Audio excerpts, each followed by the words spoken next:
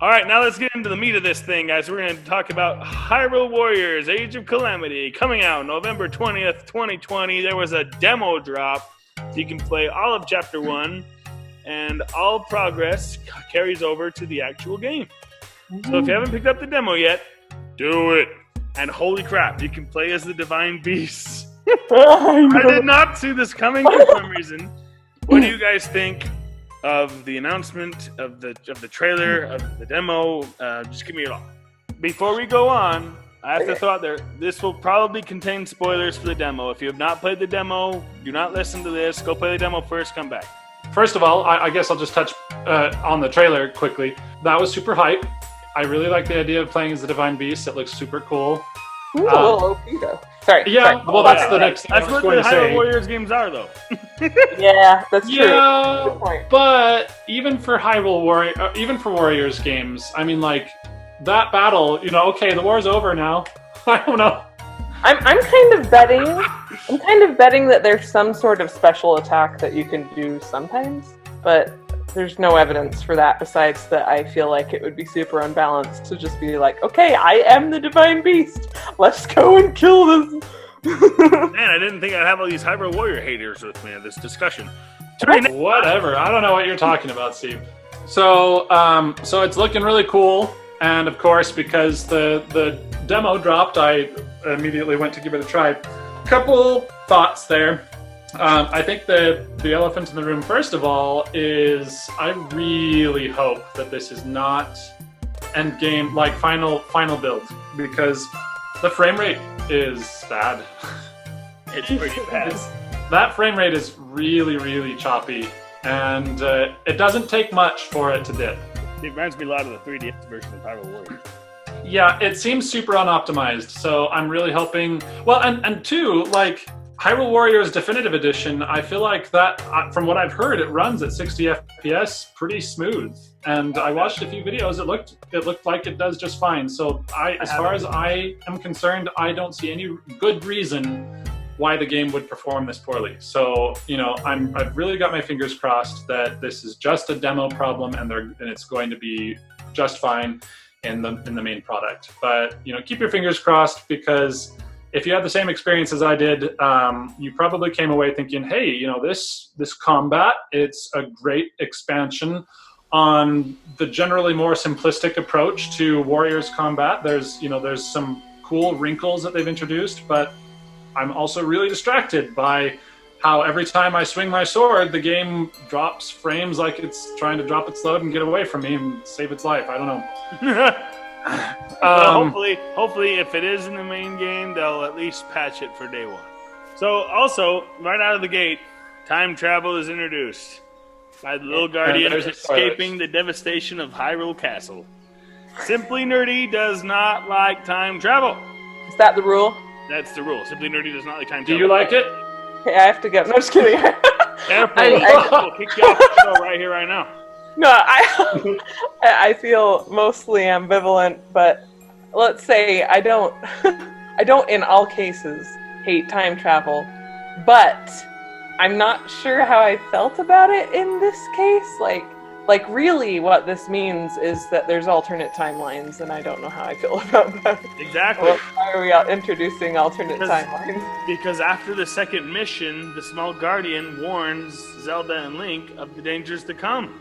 And my first thought was, does this mean the events of Zelda Breath of the Wild will not happen anymore, and this will be an alternate version of my favorite Zelda game ever, because that would be so dumb. But, after listening closely to the wording of inside the Direct, and listening to the wording given in other announcements of the game, I'm not sure this is going to be the case, and that's good, because let me tell you why. Wait. Nintendo said the game tells the story of the Great Calamity that occurred 100 years before the events of the Breath of the Wild game.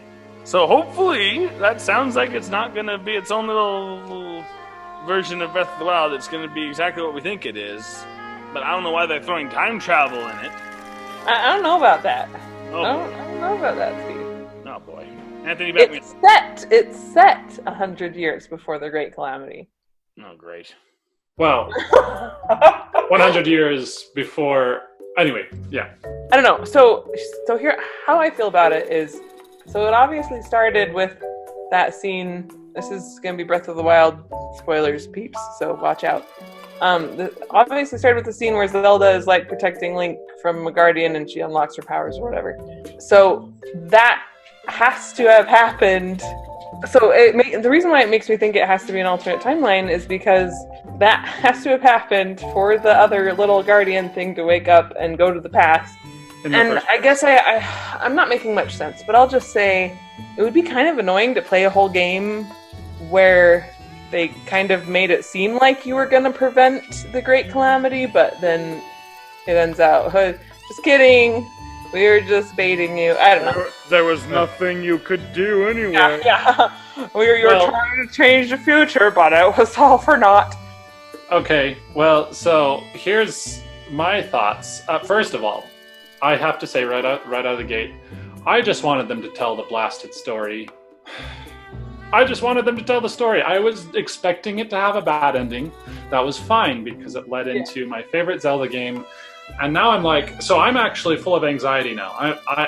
It's going to be a pain to wait for Hyrule Warriors Age of Calamity to come out because I need to know what the heck they just did to this story. You make a good point though, Lisa. I mean, unless they want to start going into weird time paradoxes and not actually address what's going on, it would be strange for them to say that it was Zelda's powers unlocking that awakened the Guardian and then make it so that never happened in the first place, because now you've got a time paradox. And and they basically, by the Guardian going back in the past to prevent the calamity, it prevented its own awakening, which means it never happened. See, Nintendo, see what you just did? This is so confusing. Why did you do a time travel? Yeah, so that's why I was shocked about the introduction of time travel as well, because I, like Anthony, was thinking, oh, this is just going to be the story of the fights before everything went to crap, and I was good with that. But now they've changed the game on us, so now I'm just like, I don't even know what to think.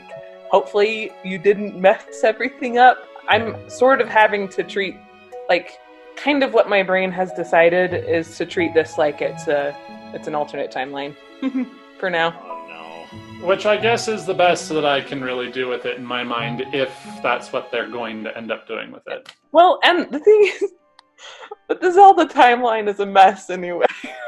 I'm not going to be at all surprised if Nintendo introduces paradox after paradox and doesn't address it in any sort of serious attempt to, like, iron out said paradoxes, because that's the fans' job, Ant. That job belongs to the fans. And it shouldn't. I agree, but it does. That's how they do it. Well, I don't like it, but I'm not done yet, Steve. Just so you know. Oh, you guys are breaking my heart. All right, keep going. This is the game I wanted so bad, and they're ruining it. I know. Well, not necessarily just yet. We're not there yet. So there's a few more details though that I wanted to highlight that kind of throws a few more wrenches into this potential alternate timeline they're doing here. A detail that I missed the first time I watched the opening cinematic that was pointed out in an article somewhere that I read. It showed that in the mural, you know how it was using the mural to tell the story of the ancient calamity, it shows that there are 2 champions on each of the divine beasts now. Not just one, there's 2 of them. So it kind of almost, I don't know, it seems to me like they're definitely introducing some sort of split timeline. The thing that has me worried, so I really don't want them to basically de-canonize Breath of the Wild. I don't like that. Like, obviously, it's my favorite game ever made. I don't like the idea that they're going to basically... okay, you know, granted, if I was told that a great calamity was going to happen, I'd want to do everything I could to prevent it. But look, you know, we already had it happen, and we had an amazing time with the game that ensued, so please don't change that. So here's my hope. Here's a theory, because I really think that it's a bad idea for them to basically uncanonize the events that led into Breath of the Wild. What I see happening is that the Guardian goes back in time to warn them what's going to come, right? It doesn't necessarily mean that it's going to succeed in helping them prevent the calamity, but finding a way to make it so they can still fight back in the future. Who knows? I mean, for example, how did they know about the Shrine of Resurrection? You know, I mean, maybe the little Guardian was what told them about it, because maybe in the normal timeline, quote unquote, Link died at the Battle of Fort Hateno, and that was the end, and Ganon won. And maybe the little guardian was sent back in time specifically to make it possible for Link to survive so he could fight Ganon in the future. I don't know. I could be okay with that. I would be okay with that too, because then it means that Breath of the Wild still happens as part of this timeline. And we also have to address Breath of the Wild 2, which we're all way more excited. Well, okay, I'm way more excited for Breath of the Wild 2 than I am Hyrule Warriors. Obviously, it follows after Breath of the Wild. Obviously. Yeah, so I don't think that they would decanonize it, and I really don't. Well, I'm just saying, okay, so maybe calling it a decanonization doesn't make sense. But then what it's doing is making it so that the value of the story in Age of Calamity is no longer connecting to anything. It's just its own self-contained random experience that I can't find closure from because it's not actually part of the story, the real story. That's what I'm saying. So I'm really hoping that they still find a way to connect to Breath of the Wild with what they're doing with Age of Calamity's story. If they don't, I don't know if I'll be able to enjoy it at all. I mean, it'll probably still be a fun experience, but I'll be ultimately dissatisfied. Nope, no more fun. So I'm hoping that it's just that the little guardian goes back in time to make it possible for them to set up for the successes of Breath of the Wild.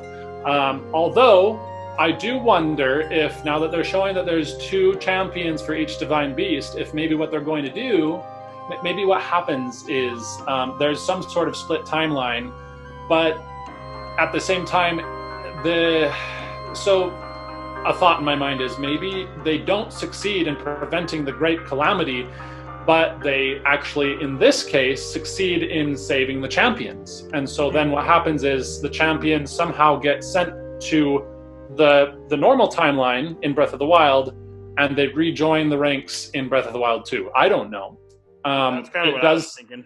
It does seem like they're intending to create one set of champions that do die, and those are the ones that you encounter in Breath of the Wild, and then another set that in some sort of alternate timeline actually are able to survive. They get out of the divine beasts, the calamity still happens, and who knows, maybe in that timeline, here's a thought I had, maybe in that timeline Zelda and Link die, and so they need the champions need to go to the timeline where Zelda and Link are the ones that survive, and then they're all back together for Breath of the Wild 2. Okay, you completely lost me with that one. And that's the problem with time travel. Time travel, I just really wish that... You messed up. Well, they might not Here we have... go. Wait. But it sounds like you messed up in Breath of the Wild, it sounds like, because now you're regretting killing all your champions because everyone loves them so much and you're trying to find a way to bring them back, and so you introduce time travel inside this wretched game. Okay, well now, Steven, now you need to take a chill pill. What I'm saying is, I would have been a lot more excited and feeling happy about Age of Calamity if they hadn't done this, but that doesn't mean that all hope is lost. It just means that we don't know what to expect anymore, and maybe that'll be a good thing. Maybe they'll introduce some sort of really cool twists that somehow still funnels into Breath of the Wild and makes for a cool continuity of story. Because if it's just its own separate timeline where it's like, well, Breath of the Wild made me sad, so I wanted to, have an experience in a separate timeline that has no meaning, where my friends actually do survive, and it's like, ugh, why? No. Let me just know your guys' hype level after you've seen this trailer and after you've played a little bit of the demo. Out of 10, being the most hype. For me, between the frame rate and the story misgivings, I'd probably put myself somewhere around a 7, but at the same time, I'm probably going to play it because now they've made it so I have to know what the heck they just did. They got you, Anthony. So, they got me too. Yeah, well, they had me anyway. Now they just have me, but I'm less happy about it. We are less happy to play it now because we're trying to figure out how they messed it up. So, as a person who has not really been a fan of the Warriors type game in the past, the fact that I'm interested in this game at all is pretty significant. So I guess I'd put myself somewhere around 6. But kind of like Anthony, they kind of have me wondering about the story, and even though I'm at the amount of just running around and pushing buttons, something that I'm not sold on yet, but I enjoyed myself more than I expected myself to. Nice. I'm going to preface this by saying Breath of the Wild, as you all know, my favorite game of all time. And it was honestly, now Anthony and Lisa maybe will hate me for this, but maybe not. Breath of the Wild was actually my favorite Zelda story ever. Because I loved the complexity of the story. I loved Zelda's contrast where she was doing her best to get her powers and could never do it in time and couldn't save her friends. This is a tragic story that is told so well. And seeing it possibly being uprooted by this title makes me very nervous because I love all those characters. I embrace everything that happened in that story. I acknowledge the fact that the champions are dead and everyone's, they succeeded in the end 100 years later, and I just don't want to see that go away. So my hype level has gone down to a 5, I think. Wow. I'm very nervous. I feel like that's generous for how nervous you have been saying you are. Well, I am. This is a big deal for me. So, oh man, this is like my favorite Link and my favorite Zelda that I've had. And I just hope they do it right, and I hope that they don't mess it up. Maybe I'll just say one more thing. I'm still hopeful because I think Nintendo has to know that Breath of the Wild is their most beloved title in the series for a long time. Clearly it wasn't for everyone. I know there's some people out there who didn't love it, but I think the vast majority did. And it was a critical darling as well. And so I think the idea that they would turn around and basically toss it out the window is just a little strange to me. So I have to hope that in spite of all my misgivings, they have the sense to be more cautious with one of their most beloved games than it seems like they are. So that gives me a little hope. Take us home, Steve. Okay, you heard it here first. So let us know down in the comments below what you think about the Direct, what you thought about the Zelda, what you thought about the demo, what you thought about the frame rate, what you thought about the time travel, what you thought about our discussion, what you thought about my rambling. Anyway, you guys are awesome. Thank you so much for listening. And until next time, guys, keep it nerdy.